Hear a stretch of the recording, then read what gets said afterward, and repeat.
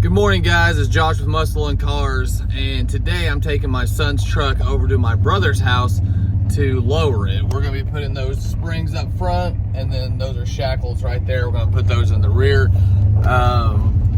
As you can see, we live on a dirt road, so we can't lower it too much. We're just dropping it a couple of inches, and to make the stock ride height look a lot better than it does now for sure. But get over to my brother's house and we'll show you guys the process.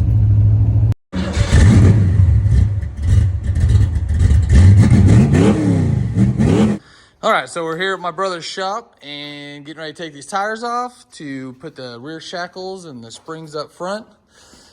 So we're gonna get this process started. Michael, the master, is gonna be doing most of the work. I'll do most of the shooting, ain't that right? No problem. See there? Teamwork, baby.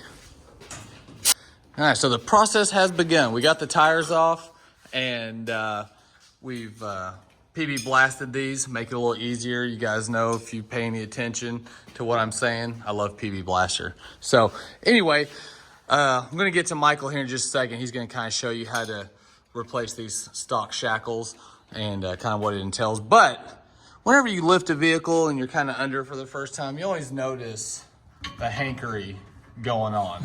I mean, it works, but so we're gonna go ahead and weld it up before we get done. Just the weld broke there, and then back here, there's no thingy thing, but whatever. So we'll fix that before we leave today. But anyways, all right, Michael, go ahead and explain the process of the rear shackle. Well, this is what we're replacing it with. You have your choice exactly on height. So what you want to do is take this bolt out first. They are a 13/16. Let's take that out. That will allow you to raise this spring up so that your bolt can go over the frame here. So obviously right now, you're not getting that bolt out. Okay, and we're not doing blocks on this truck, but if we were doing blocks, what would we do? We would take these off. Most of the time, you'd have to cut these U-bolts because where all this dirt and water sits gets all rusty and you can't get those off. So normally what I would do is come up here with a cutoff wheel, cut those in half, they split, the whole thing falls down. You have to buy new U-bolts, of course. And then your block, 2-inch, 3-inch, 4-inch, whatever you want to put, goes there. Would you, doing all that, how would you support your rear end, like your axle and stuff, or would you? You would support that with a handy dandy homemade jack. That is homemade, folks. Yep, it's homemade. Want it, build it, right? Can't you tell? Yep. And he's hooked us up with a light for your viewing pleasure. But in case you guys didn't catch it, what Michael was saying about taking this bolt out first is so that this can come up so you can take it off above the frame here, because there's no getting that out right now since it has to go that way. It would hit the frame of the truck. So take that bolt out first, save yourself a lot of headache. And you want to use your 13/16. 13/16. From Harbor Freight. Ooh, Harbor Freight. Huge fan, huge fan. Okay. Yeah, they're not a sponsor yet. But anyways, all right. Well, we're gonna get this started, and then once we get to the springs, we'll start there, pick it up there, and show you guys that. The springs are gonna be a little bit more detailed as far as what's gonna take to get them off. But here's just a couple of bolts. All right, so another little tip, something we're coming across right now. Holy crap. Okay, take that out. Because I just jerk like a little girl. No, it's all right. It's good. So. Whatever, dude. Edit. So what's going on here is it's binding, right? I'm leaving. And I jumped in. Anyways, okay. All right. Let's get serious, folks. But what's going on is the axle, it's kind of hard to tell in the video, but it's doing this number, which is causing this to bind. So we're gonna come over here and raise this side up. So otherwise you're just gonna fight and beat and pound and frustrate yourself when really all you gotta do is just level out your axle and make things easier on yourself. So just a little tech tip from the pros. Right, Michael? Yeah. Little girl. Whatever. All right, easy peasy, just 2 bolts out and then 2 bolts in. One little thing to keep in mind, because we thought about putting this bolt in the opposite way because it'd just be easier in the future. But the problem is with this portion sticking out, on this side, chances are it's gonna hit up in here on your frame when it lowers. So just keep it the way the factory did it. GM knew what they were doing this time. But anyways, that's it, guys, on the drop shackles. Pretty easy as far as what you gotta do. And we're gonna do the springs, and that'll be it. All right, much better, much better. A lot better than a piece of hanger. Oh, I need to cut that right there. That looks stupid, but heck yeah. Oh yeah. Oh, what's up? Working on the fronts now. Getting ready to put those bad boys on there. It's gonna be a little bit more detailed operation, like I was saying earlier. It's not just simple as, oh, let's just take these 2 bolts out. But we'll show you guys little tips and tricks here in a minute. Maybe not tricks, but just a way to make life easier on you. Michael's done about 3,000 of these over his lifetime, right, Michael? About 3,000? About 3,000, probably 200,000. 200,000. Okay, I was off a little bit, but either way, he's done a lot. I'm probably gonna put a blindfold on him and time him and just see how quick he can get it done, since he thinks he's so awesome. Okay. Challenge accepted. There it is. All right, guys, so I'm just gonna kind of share the process a little bit. Started off with the sway bar link here, got that off. And Michael, what are you working on? I'm just taking off the tie rod nut here. Tie rod nut. So just kind of giving you guys the update on the first 2 things we've done. Again, blindfolded, baby.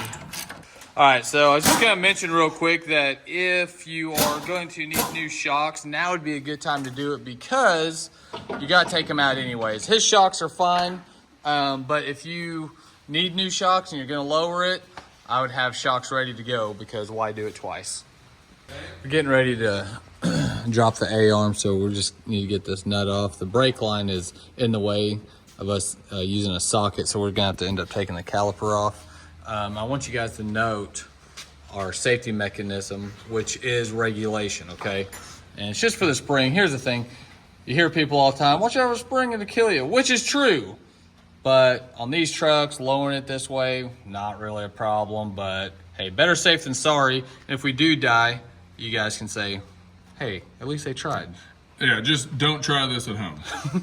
All right, guys, so we loaded it. Real quick, what we did was we used the jack and the 2x4 to get up underneath the A-arm as we knocked it loose off of the top ball joint there. Anyway, Michael's taking his blindfold off for this part, because this is, or was rather, kind of life and death type situation.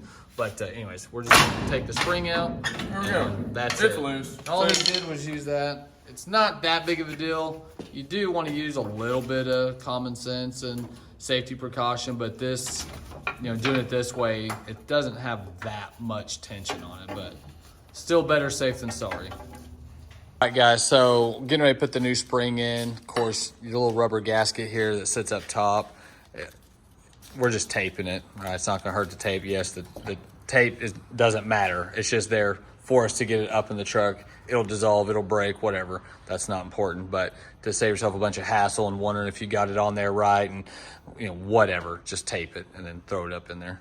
All right, guys, we're gonna lower it. Everything's done. We're gonna put it on the ground. We're gonna torque the wheels, and then we'll back it out and show you how she's sitting. All right, so LOL, we're gonna take a leaf spring out.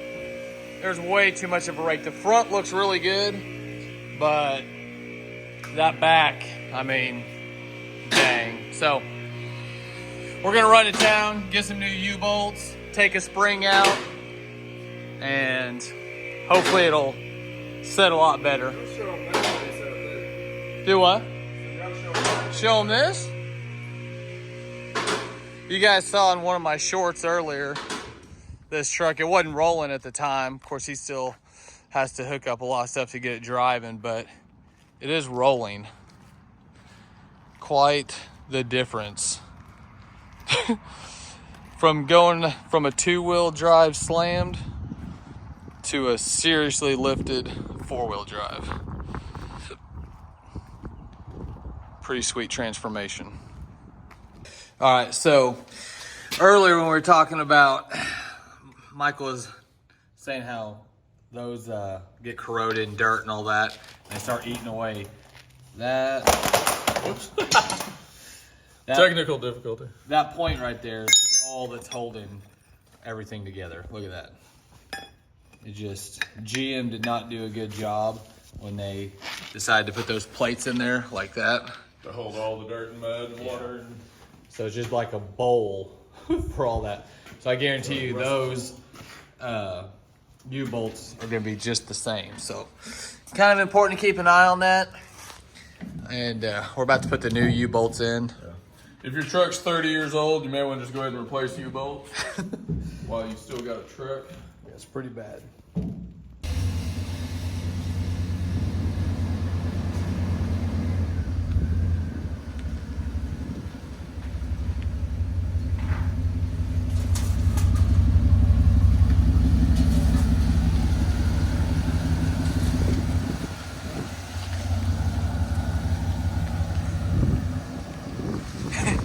Little height difference. Heck yeah. Pretty cheap, process as far as getting it lowered with springs and shackles. Like I said, took out a couple of the leaf springs.